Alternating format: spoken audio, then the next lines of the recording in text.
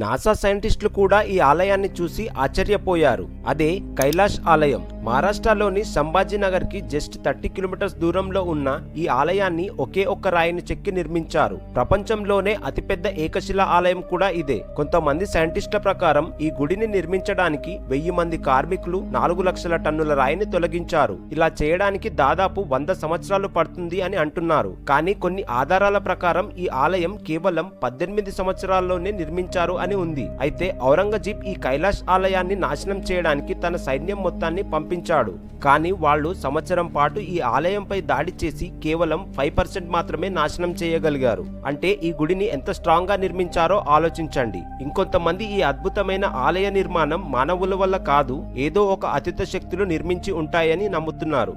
మరి మీరేమనుకుంటున్నారో కామెంట్ చేయండి. నా ఎక్స్ప్లెనేషన్ నచ్చితే లైక్ చేయండి. ఇలాంటి మరిన్ని ఇంట్రెస్టింగ్ వీడియోస్ కోసం ఛానల్ని సబ్స్క్రైబ్ చేయండి. మళ్ళీ కలుద్దాం.